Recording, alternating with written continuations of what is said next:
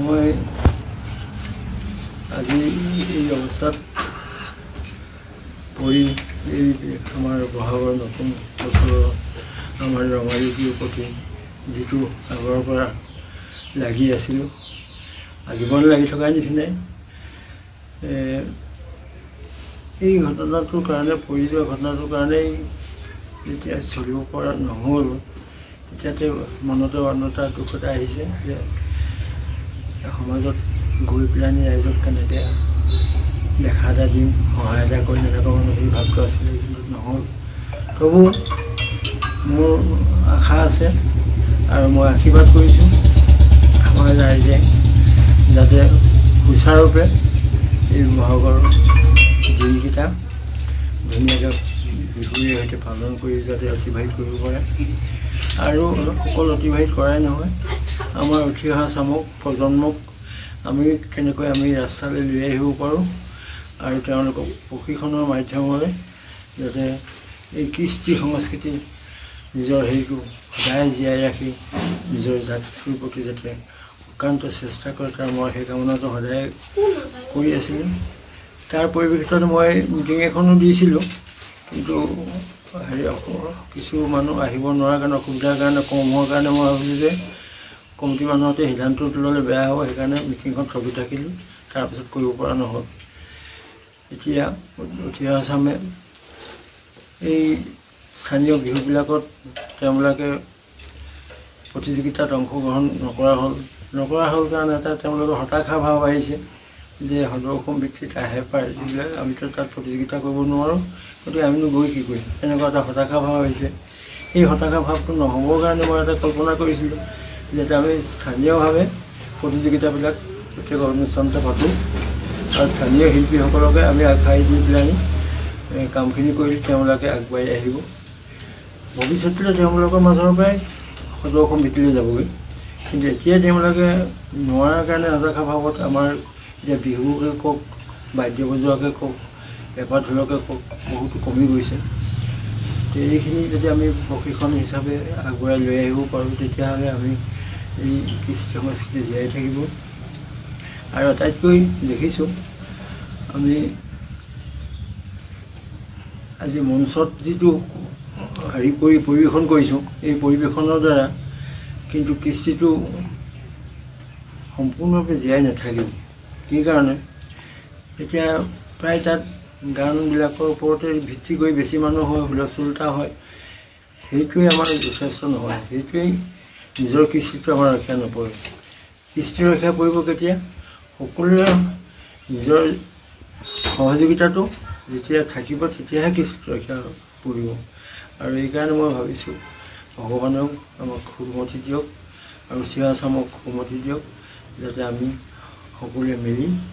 আগুৱাই যাব পাৰোঁ আৰু কণ কণ ল'ৰা ছোৱালীবিলাকো কেনেকৈ প্ৰশিক্ষণ দি পেলাই আমি আগুৱাব পাৰোঁ তাৰ প্ৰচেষ্টাটো যাতে সকলোৱে কৰে মই কামনা কৰোঁ সকলোৰে প্ৰতি মোৰ আন্তৰিক শুভেচ্ছা আৰু আশীৰ্বাদ তেওঁলোকে দীৰ্ঘায়ু সুস্বাস্থ্য কৰ্মত গতি হৈ আগবাঢ়ি যাওক মই সকলোৰে চৰণত সেৱা জনাইছোঁ ভগৱানক প্ৰাৰ্থনা কৰিছোঁ তুমিয়েই জাতিটো ৰক্ষা কৰিবা আৰু সদ্বুদ্ধি দিবা এই কামনা কৰি পবিত্ৰ হৈছোঁ ভালেই আছে মনত কিন্তু আমাৰ কথাটো হ'ল যে বহাগে যি শুভ বতৰা আনে ই সম্প্ৰসাৰিত হ'ব লাগে আমাৰ অনেক লোক আছে হয়তো খোৱা বোৱাৰ কাৰণে অসুবিধা হয় দুবেলাটো উঠি কিন্তু এই সামগ্ৰিকভাৱে আমি বহুকাল জুৰি মিলা মিছাকৈ আছোঁ আৰু মই ভাবিছোঁ আৰু সেই অনুভৱটো মই ব্যক্ত কৰিছোঁ আৰু আমি এইদৰেও ভৱিষ্যতে মিলা মিছা কৰি থাকিব পাৰিম আন কথা নাই এতিয়া আমাৰ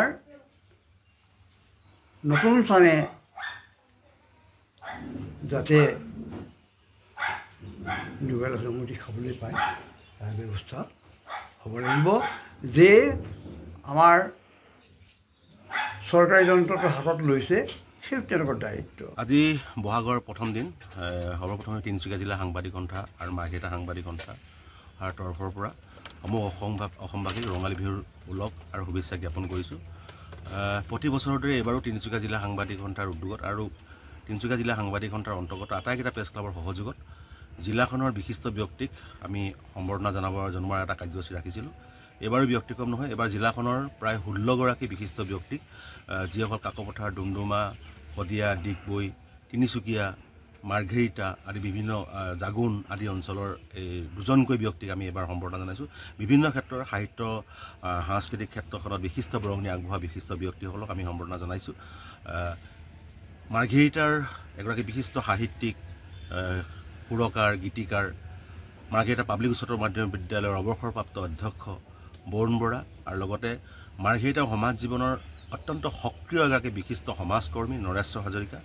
দুয়োগৰাকীকে মাৰ্ঘেৰিটাৰ সাংবাদিক সন্থাৰ সহযোগত আজি দুয়োগৰাকীকে ফুলাম গামোচা সম্বৰ্ধনা পত্ৰৰে সম্বৰ্ধনা জ্ঞাপন কৰা হৈছে।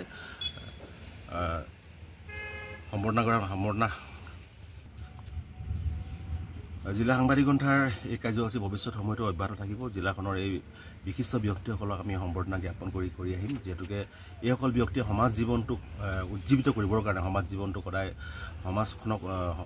আগুৱাই লৈ যাবৰ কাৰণে সদায় চেষ্টা কৰি আহিছে। আৰু নতুন প্ৰজন্মৰ তেওঁলোক আদৰ্শ, আৰু নতুন প্ৰজন্মই তেওঁলোকৰ আদৰ্শৰে আগবাঢ়ি যাব লাগিব, আৰু নতুন প্ৰজন্মই এই আদৰ্শৰে আগবাঢ়ি যোৱাৰ সংকল্প ল'ব লাগিব। যিকোনো খবৰৰ বাবে যোগাযোগ কৰক 7099017330 লগতে 7099017110 নম্বৰত।